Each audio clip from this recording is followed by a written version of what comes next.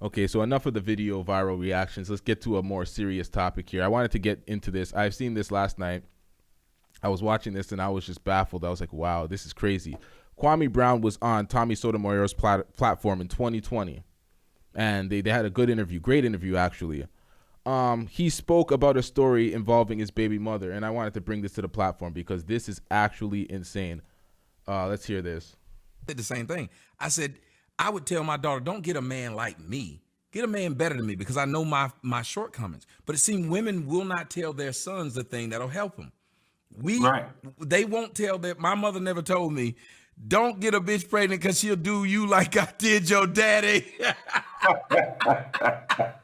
And she'd have told me that, I wouldn't have been in child support court for the years I was in that bitch. Why is it that women won't tell their sons that story?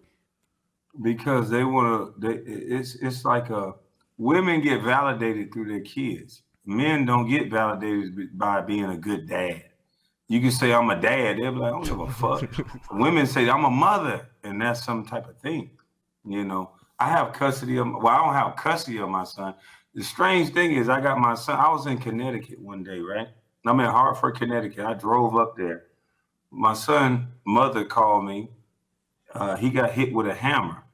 She's about to send him to jail because she cornered him and said, you about to get me arrested and my other son's about to lose their mama. So when the fire department, she had so much strength, she made the fire department and the police get out. And she cornered my son and said, I'll fucking kill you in here. After she hit him with a hammer. And so I said, oh shit. So when she called me, I drove all the way from Connecticut to Florida, damn near Miami, Florida, to go get my son. I was there the next morning. And now, you know, the CPS agent that I was trying to talk to get her to get something to happen, they stopped responding because she worked for the government. Now, name a man that could beat a kid with a hammer and nothing ever happened. Nothing happened.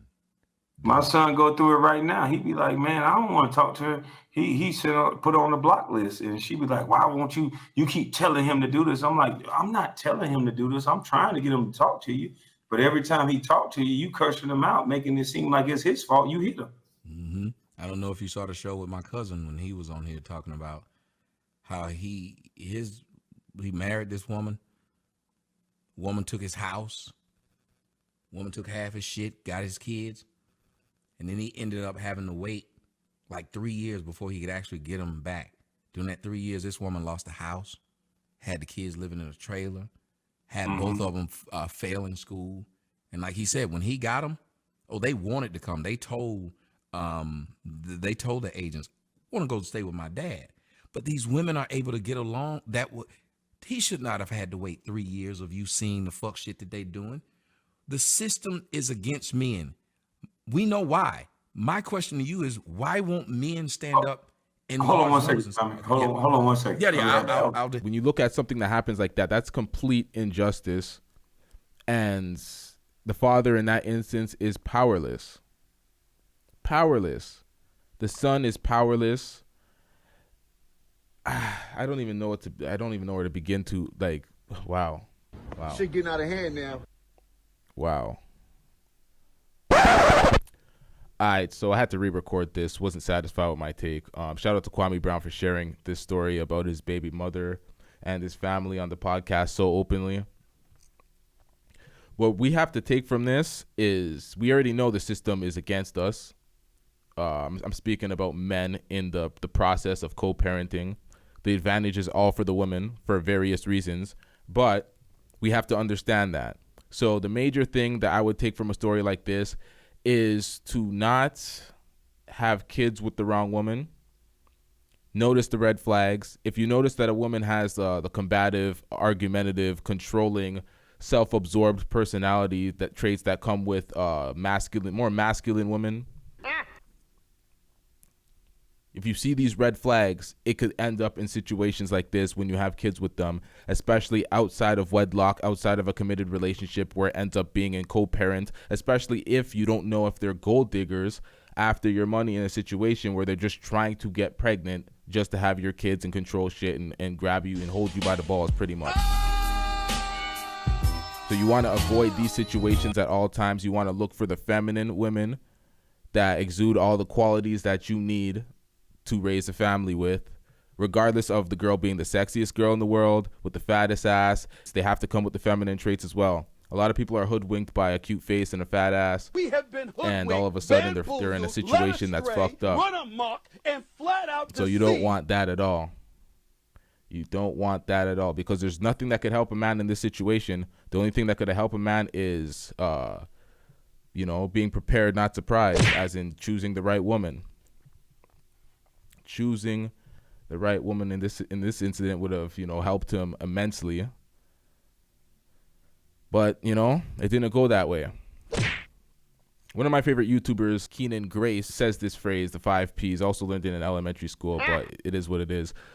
Just to retain it and apply it in your life is actually fundamental. Proper preparation prevents poor performance. You want to be prepared, not surprised.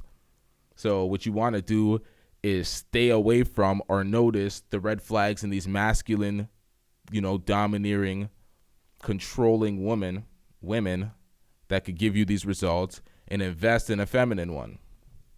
That's what you got to do.